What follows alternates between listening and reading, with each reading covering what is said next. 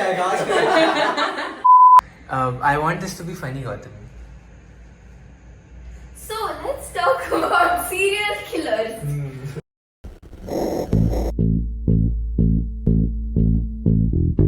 I am the kind of person who is like, despite being a scaredy cat, I love watching true crime. I'm not the kind of person who watches them at like ASMR at night. See, it makes me sleep good, okay? No. The horrible it is, the more it makes you sleep better. No.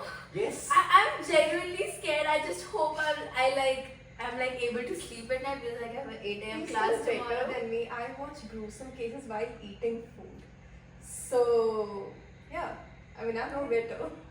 I'm like not the best person to be here, I feel. But then, yeah, I mean, but like despite that being said, one thing that has always intrigued me is true crime, is watching serial killers cases or watching the unsolved Like the murders. mystery behind it. Yeah, the mystery behind it, because like it's always very intriguing, because I am a person who is very interested in the psychology or what goes behind or what made them essentially. So yeah, I mean I've seen cases like D.B. Cooper, just a mystery that has never been solved. I've seen Amarjit Sada, the most like heart-wrenching story ever. I have obviously one of the very famous things in India was Tandoor Kand. Again, a very gut-wrenching thing.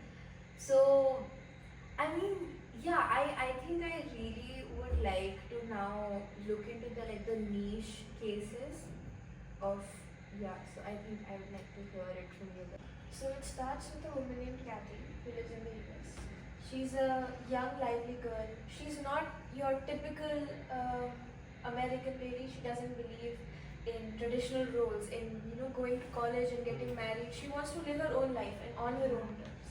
So at a very young age, she goes off to Vegas and lives a very full life. Like still a teenager, but even her parents were supportive of that. But through her experiences, she accidentally ended up getting pregnant.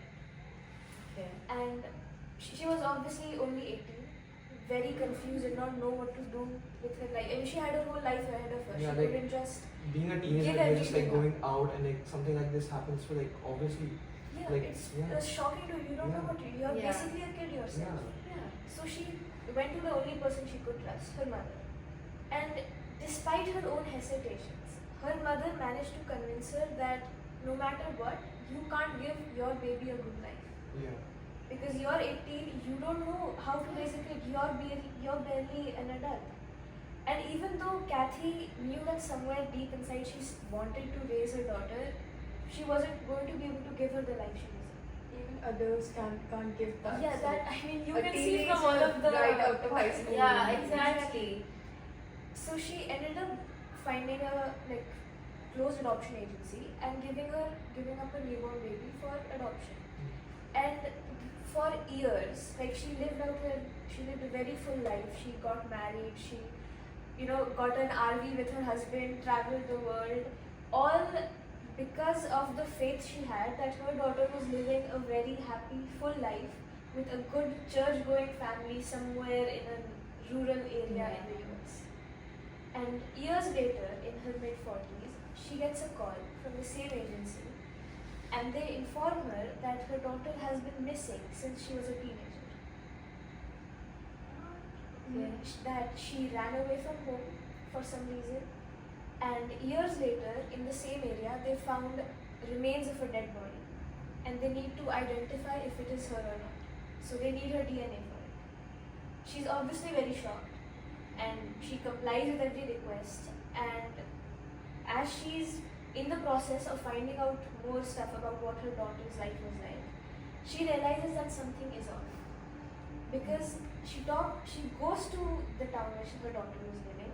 Her daughter was Aundria Bowman, who had been adopted by Dennis Bowman and his wife Brenda Bowman, who were childless for many years. They were a very typical southern couple who used to go to the church every Sunday, who used to participate in like social events in the community. It was like the perfect lifestyle. It's a rural area, like a very good place for a young girl to grow. But for some reason, when she was barely 13 or 14, she ran away and stole her parents' money. And for some reason, even though there was no reason to, Kathy just knew something was off, and she decided to not let it go until she knew what had happened to her daughter. So eventually, the whole reason she was called, the remains were not her daughter. But she's obviously deep in it now, and she knows that I'm not going to be able to continue with my life until I figure out what happened to my daughter. So she goes there with her husband. She talks to the sheriff. She talks to the people who knew Aundria, her friends, the neighborhood, and she realizes that throughout her entire childhood, she had tried multiple times to tell people what had been going on at her house. That her family was not the perfect couple, not the perfect happy family who takes care of each other and everything is fine. That the things were so secretive. And another thing that plays part into this is because when you're in such small knit communities, it's harder for people to sort of break out of their own like in illusion that small this is communities, going on. everyone knows each other, so they trust them like blindly. And it's easier to be in denial than to admit that something this horrible is happening right next door. She tried a lot of times to go to her friends' parents, even her teachers, the sheriff, everybody she could think of, and tried to tell them that her dad had been abusing her and that her mother knew about it. And every single time she went to an authority figure that she thought she could trust, like the principal or a sheriff, instead of believing her, they asked her parents to sit in the same room as her and asked her to say the same things that she told them in front of her parents. And if you are sitting in the same room as your abusers, which 12-year-old is going to have the guts to speak up and say what Even if you speak about it, who they gonna trust more? That 12-year-old they got adopted, or the people they know from years and years? Especially if the perpetrator's family, you have to face them. So you can't really just spill out everything. It's such a stupid. It's such a stupid thing to do. Okay, continue. And one of the reasons the adults did not believe this is because obviously the couple had a very good standing in the community. Like, oh, I know Dennis, I know Brenda, they would never do something like this. But other kids knew, like her friends, when they would go to her house for sleepovers and stuff, they saw how absolutely terrified Aundria was of her parents. How they used to scream at her for the simplest of things, and most importantly, how her mother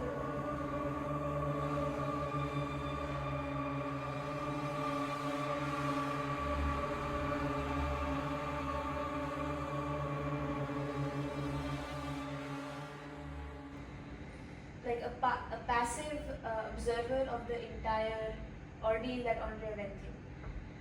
And when Aundria eventually went missing, it was okay. So the couple, even though they were childless for years and they adopted Aundria, when she grew up at around age 11 or 12, they actually ended up having a baby. And who was 1 year old when Aundria went missing. And the night she supposedly went missing, her mother had gone out to get groceries and her father left with the baby to help the mother. When the dad returned, Aundria was gone. Her bag was gone, some of her clothes were gone, and allegedly a big wad of cash that Dennis had been storing was also missing. Dennis reported this to the police. He said that she has tried to run away before, which allegedly her friends also said that she had, and that this time he's not so sure that she's going to be coming back. And even though the sheriff department knew about the claims that Aundria had been making, they did not choose to investigate this anymore. Until Kathy came into the picture. She basically just stomped in on all of their lives and told them that I am not leaving you all alone until you figure out what happened to my daughter. Go girl. Like, determine the kid in the Bro, details. it's Dig just out the- becoming like a formula of wrong decisions. Exactly. Yeah, okay. And it is shocking that somehow in this entire world, the person who cared about her the most was the person who had met her once, like just given birth to her. Nobody else cared enough to speak up for her when she was alive. To investigate on what's happening this I just place. like hear the plea of a child crying, saying multiple things. These kind of stuff is happening to me. Exactly. So true. Yeah. So Kathy worked with a lot of different professionals while she was trying to find out what happened to her daughter. And there is this very uncanny thing that from the beginning she was absolutely adamant on the fact that Dennis had killed Aundria, had faked her running away, and the most important fact that she was buried in their backyard. Now this fact was disputed by most professions during that time because when Aundria went missing, the Bowmans lived in a different house than to the one they lived in today. So it doesn't It really doesn't make make sense Yeah, that like she would if be your buried daughter in has the new run away, why backyard. would you change your home? By logically, exactly. you would want to live in the same home Yeah, so that in case she can come back. Yeah. And people said that to them. They like even their own family members. They're like, "Why are you moving? Maybe she can come back. Maybe she's gotten lost or she's just not in the right headspace right now."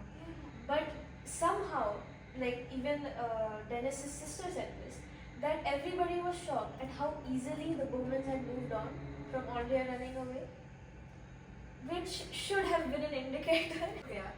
So she starts to sort of harass the Bowman family because she knows that because of the lack of evidence collected when Aundria went missing and the lack of action taken by the people she tried to get help from, that she needed to find something on Dennis now. So she would call them every single day on the phone, on the landline. She would tell them that I know what you did. I'm not leaving. She would sit outside their house. She would have binoculars, just terrifying them into somehow getting a confession of some kind. But if somebody is that inhumane to portray a picture of, oh, we loved our daughter, we loved her so much, but she's run away and we're moving on. We don't care. We don't really care. No. It's We're like, fine. oh, my daughter ran away. Never mind. Yeah, continue. And she found a pattern in Dennis's entire history of violence and aggression and sexual abuse. She found this young woman who lived in the same area who claimed that when she was 9 years old, Dennis had seen her riding a cycle on a street near the forest, gotten out of his car, took out his gun and told her to stop and take off her clothes. She stopped. And she was very young at this point, like a child. She stopped, but she was confused, like, who is this man? Why is he telling me to take my clothes off? And he's like, take your clothes off, come with me into the woods. And she is terrified, but she has that instinct and she makes a run for it. And Dennis shoots at her and the bullets are like shooting around her on the road and she's just running for her life, a 9-year-old, cycling, just trying to get home. But because she was 9, she obviously very traumatized, she wasn't able to identify who it was. It was a forest area, so she did not she was not able to go to the police and give an accurate description of who it was. So Dennis was actually never ever He never identified. even okay, I won't spoil this one. Yeah, I'm very interested in that. And this is a very alleged rumor, but it has been alleged that he also killed another young girl in the same way. He took her to the woods, raped her, and murdered her and left her body there. This is alleged because this is what some professionals and what Kathy believes. It has not been proved to date, but I'm just putting it out there. And throughout these years, basically the lack of evidence is the main reason that Kathy was not able to prove what she thought was the truth. But it all changed very coincidentally when so basically this happened in the 80s or something. Okay. And during the late 90s, the American sort of justice system modernized their DNA systems. So through this, they were able to connect Dennis to an unsolved rape and murder in a different town, in a Navy port of a Navy officer's wife. Oh my god. Yeah. Okay. And at the same time, this DNA thing was going on. Another officer, who was like an investigative officer, posted at that.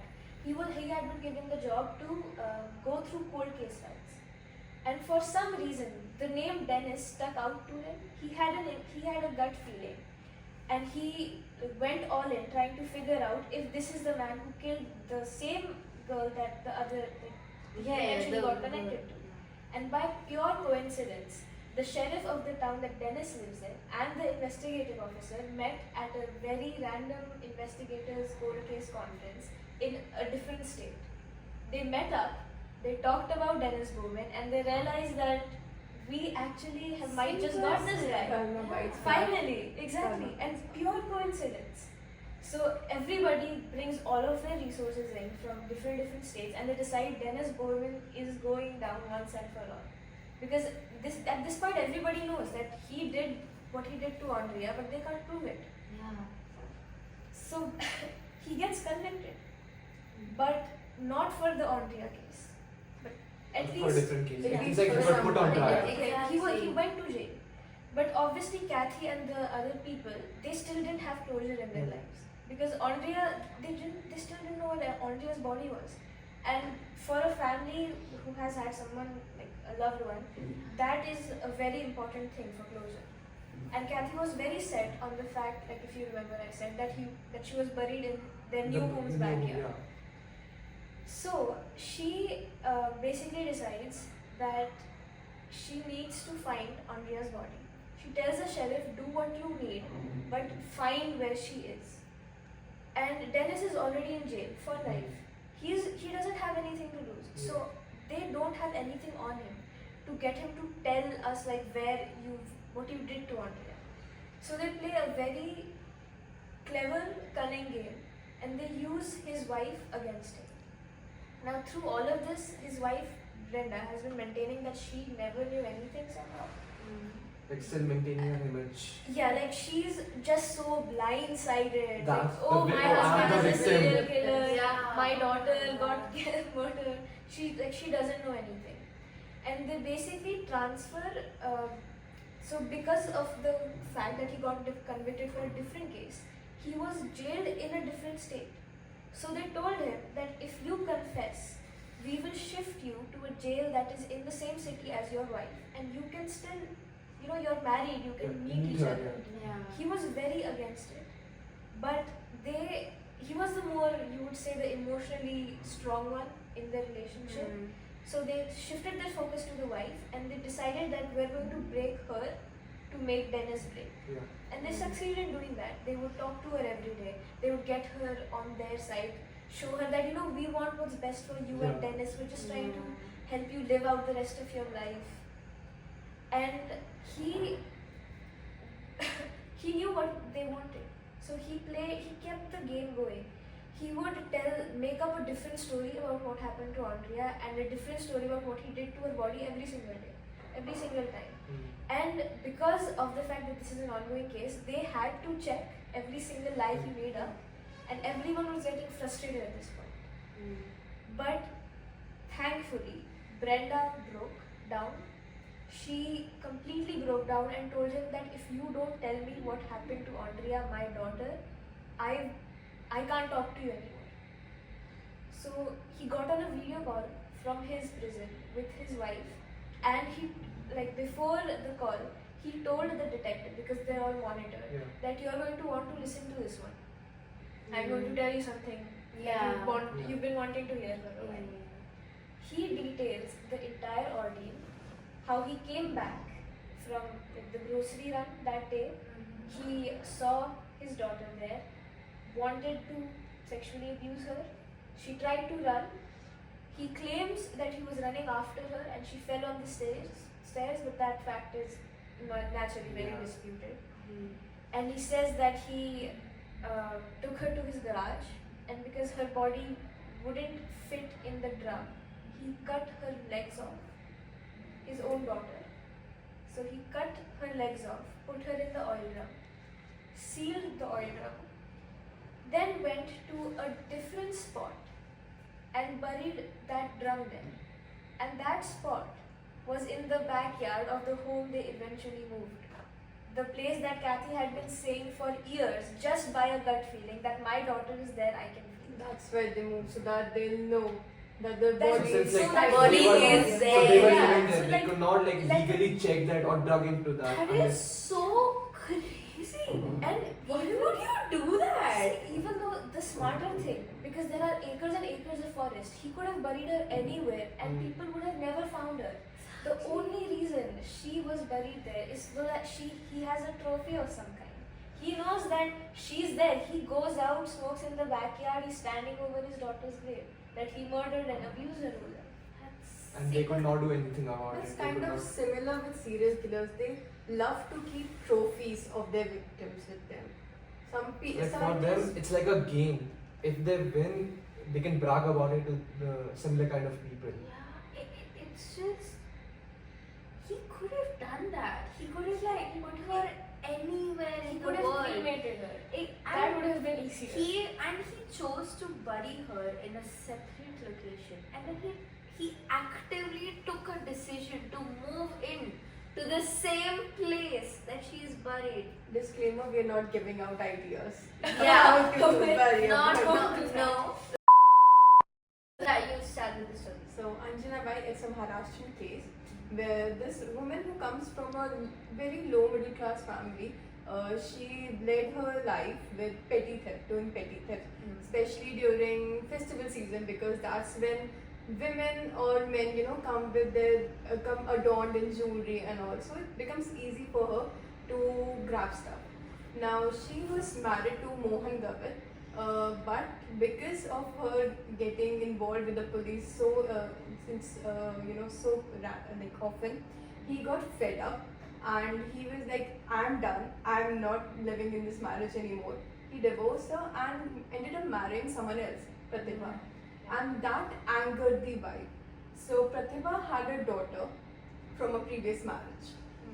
So she devised this plan with her daughters, Seema and Renuka. Seema was the stepdaughter. She was from previous marriage of Anjunabai. And Renuka was Mohan and Anjunabai's real daughter. So she devised the plan that we'll kidnap the daughter of Pratibha, that was from her previous marriage, and we'll kill her just because she took away her man. And when they devised this plan, the police caught on to them because when Kranti, the daughter, got missing, the mother put up a case like, hey, my daughter is missing. I think these people I have a doubt on. Now, and the police did catch them, but the plot twist here was, it was not just Kranti that was found. They found a lot of small children clothes in their house. But Renuka had only a couple of kids, and there were children who were not local that were present in Renuka's children's birthday parties. So now the police got suspicious about it. And there were cases of finding dead bodies of children in random places. And now this started with Renuka.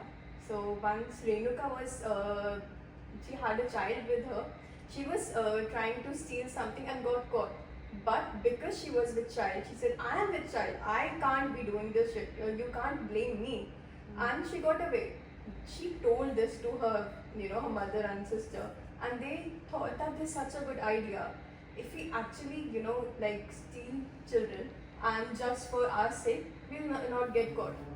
But the thing was, once the use was done, they used to kill these children.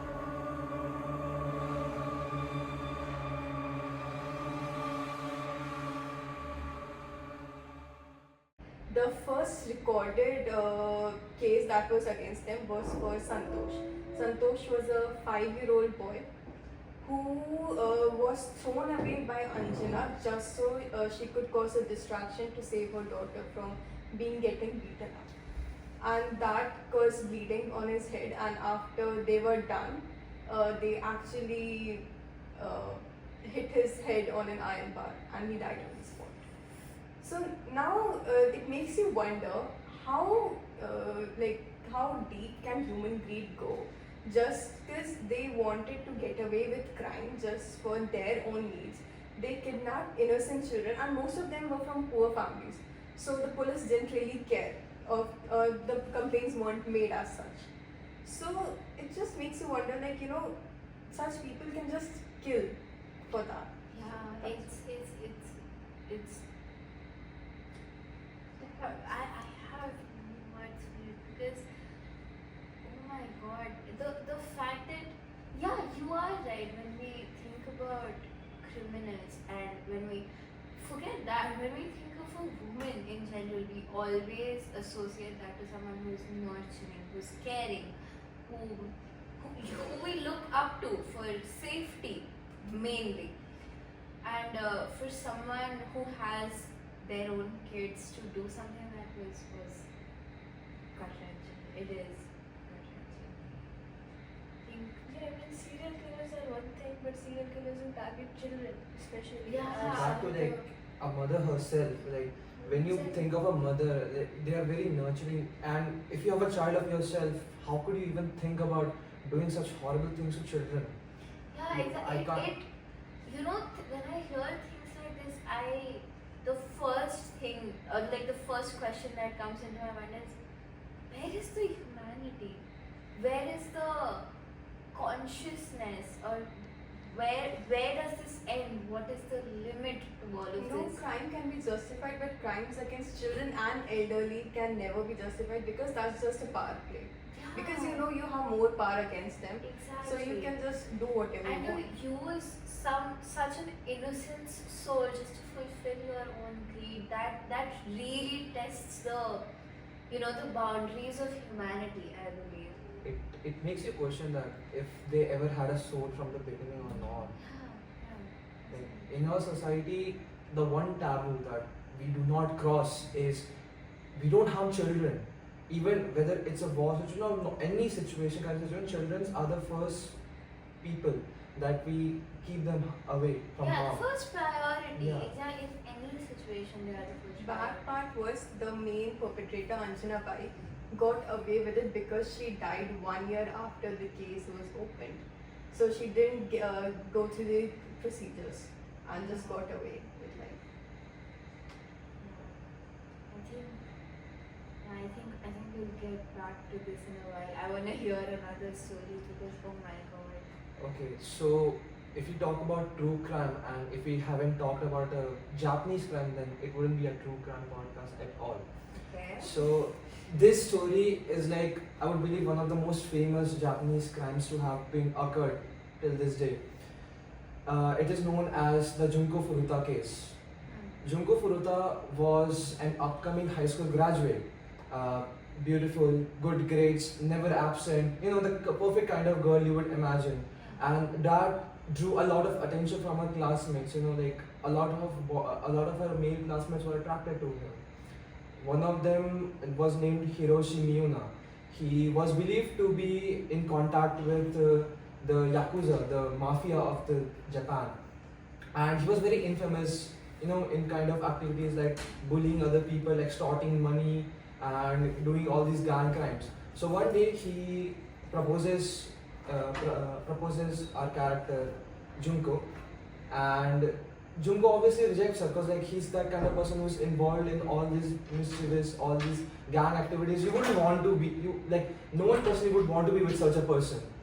But for him, it was like a dagger to his own image, like an insult, and he wants to get back to this girl, anyhow punish her for this insult. So he makes a plan with his friends. His 3 friends will be attacking her, and Hiroshi will come like a knight in the shining armor and save her. That will make Junko trust him just a bit, so that he can take her anywhere he wants. So one day, Junko was going on her way and she gets suddenly attacked by a bunch of people. And here comes Hiroshi, who was coincidentally, in the same area, Yeah. and saves her. Trap. Junko did not trust him, but going with Hiroshi was a much better idea than being attacked. Like even like a small case, it was better.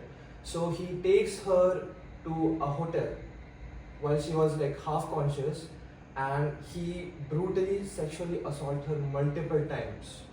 And he does not stop there. He calls a bunch of his friends, and they take around sexually assaulting her for multiple days.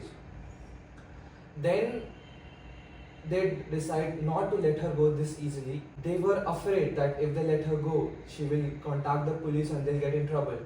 So one day, they call her to a park, and Hiroshi calls three of her friends who were also involved in all this Yakuza business, and they threaten her that we have address of your family, and if you were to ever go to the police or any kind of authority, we will kill all of the members of your family.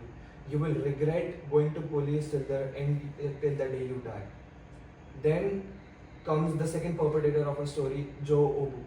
He kidnaps Junko and brings her to his house.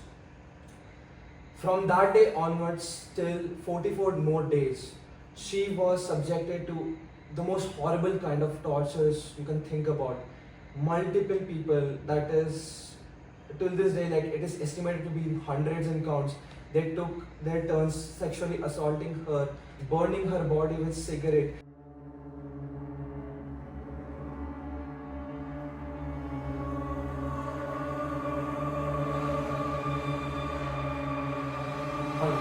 Putting her inside freezer for days when they got bored with her. And whenever she felt unconscious, because obviously she was tortured and she was like just the minimum amount of food, and when they got angry, they used to like beat her up even more. Multiple times she begged them just to kill me, just get done with it. But for them, they were having the fun of their life.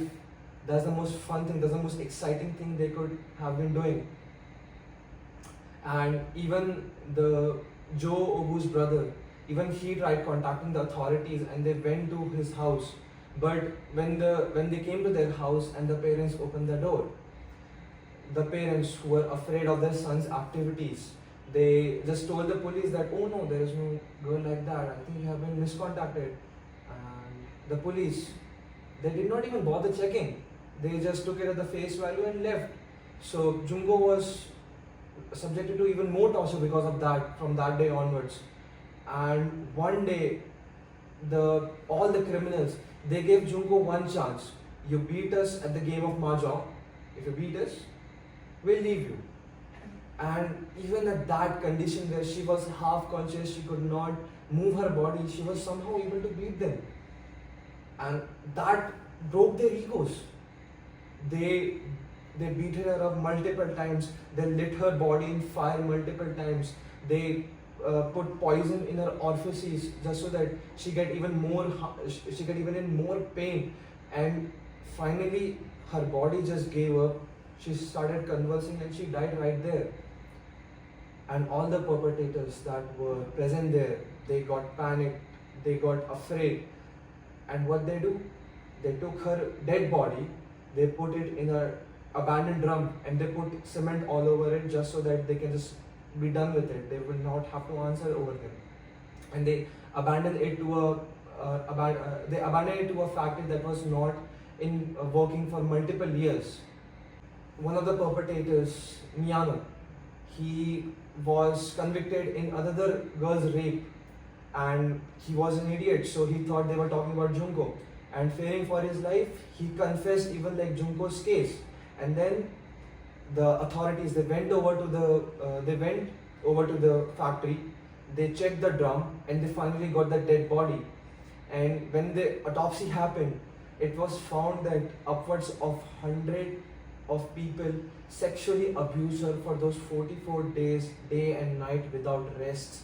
And when the 4 convicted criminals finally went into the court and the jury heard what they have done, for multiple hearings, the jury they went unconscious, they fell unconscious after hearing what actually happened to that girl. But even after all this, they only got sentenced for 8 to 9 years. What? They got sentenced, they actually just got sentenced 8 to 9 years, and even at that, 3 of the main perpetrators, they got out in like 7 years of crime. That's it. 7 years of jail, then they got out. And till this day, Junko has not yet received justice. Her family has went to court multiple times asking for justice, but they have not gotten it. And it is, and like in Japanese culture, in Japanese media, it is it's kind of a belief that maybe Yakuza has a hand on it, because like these, like in that period, Yakuza was really active. Anyway, like any department you can think of, judiciary, police, they had their people in all of them, and that's why they got out hands free. I think 7 lifetimes is a lesser sentence for something like this. This is Yeah, and like they got 7 right. years, and this makes you think just how bad people can be. Like murdering is a different thing, sexual assaulting is a different thing, but like to accustom someone with so much torture. This is beyond sadism. That is, I genuinely, after each and every story that I hear, it just leaves me speechless. Because how can someone be like that? Again, I'll say this again and again throughout, that where is the limit to this? Where does this end? Because this is beyond a crime. This is beyond the boundaries of humanity. This is beyond anything anyone could have ever imagined. And the fact that it was set, I think one of the biggest things that infuriates me the most is the 7 years. Because I, from the bottom of my heart, don't think that 7 lifetimes is enough for something like this. And I think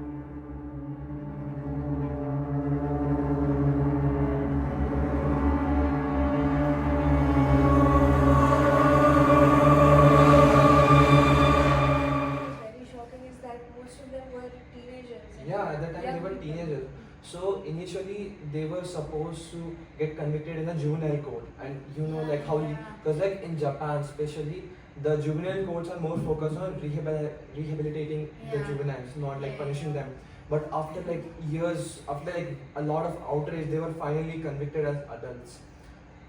And even one of the most shocking part was like one of the criminals' mother, like where she was actually held kidnapped. So she actually blamed Junko for ruining her son's life. She did not for once think that her son was at fault. Her son was the one who ruined a girl's life, who destroyed a family. She blamed the victim, the girl. She actually sabotaged her grave. And just all because she said no. Just because she said no. And it hurt his ego. this is, I think the scariest part about all the stories I've heard is that how, I think relatable is the wrong word, but how common the situations are. There are so many times that we reject a certain someone, or there are so many people growing up in poverty, and there are so many people around the world who just happen to be in these situations. And just imagining that, oh, this situation or someone or something around me could maybe go sideways and this could happen. Just to think about the proximity of the world that we live in and how these stories are, maybe they happen far away from us, but there's nothing to say that stories like this don't happen around us. Because they do. Maybe not to this level or maybe not this gut-wrenching, but I'm most certain that they do. And the fact that such a small incident, and it like just someone saying no to you. And this is such a common story that all of us have always heard about. That certain someone said no to certain someone, and things just went like down. Things like blackmailing, things like yeah, exactly. It's so common, and It's reached the point where our mothers teach us that don't say no, like Yeah, put them down exactly. But nicely. what's funny is even if you say yes, your outcome might be the same because there's a similar case in South Korea. It's just like Junko Furuto, but in that, Junko said no. In this, she saw the main perpetrator as someone she could confide in. So she went to his house and still she got the same outcome. yeah. So who to trust? Who to I think trust. exactly. I don't think there is anyone who I can trust 100% because something like this is just so common. Apart from like psychopathy, because that is decided by your genes, but sociopaths and stuff like that, I don't generally, what the profession says, you aren't born like that. It's not about way being you're- born. It's about like before doing the crime, there was already something going Yeah, in their yeah, life yeah. that pushed them to that limit. And that's usually their childhoods and how they were Yeah. raised. Their parents, Yeah. especially, But, plays a but, huge but there part are in that. cases where there were serial killers who had a very normal childhood. Some serial killers are there who just had some brain chemistry. Some didn't have that, and had a normal childhood, but still ended up committing crimes. So there is just no perfect criteria that you can fit people into as serial I killers. mean, usually the cases in which you see the sort of Yes. inborn thing is Yes. in psychopaths, the the Yeah. psychological term, like the dark triad. Starts with the killing of animals, pets, Bedwetting. Oh, I've heard this. Yeah, yeah. And one more thing, setting things up on fire. There's Yeah, basically yeah. like this phenomenon called the dark triad, Okay. and it's sort of three major signs to look out for in For people who like can be turned into this, Yeah, so that so you can it's stop them on beforehand. So one is bedwetting. bedwetting. Oh, but harming- like, isn't that normal? No, like It's- after certain age. After like certain age. after like, even if they're like After teenagers, 12, 13 years of age, if you're still doing it. Oh, it's okay. actually connected to a feeling of powerlessness that you will see as a very big Right. trend in why a lot of serial killers kill. Yeah, Just feel to get power. Yeah. feel power, feel Yeah. control over other people. Especially their first kill, after the first kill, they take a break to see if they can get away with it. And once they actually cool down get the cool down period, once they get away with it, that's when their serial killings, pick up. Because Like- I have power. Oh, After that point, it just it's like a zeal. It's like thrill for them, for the fun of it. That's it. No reason Yeah, whatsoever. I've heard about this that I was today itself. I was doing a little bit of research on all of these things, and in most of the cases, what I noticed was they do one thing, and they wait for maybe 6 Yeah. months or a year, and what case was it? I forgot.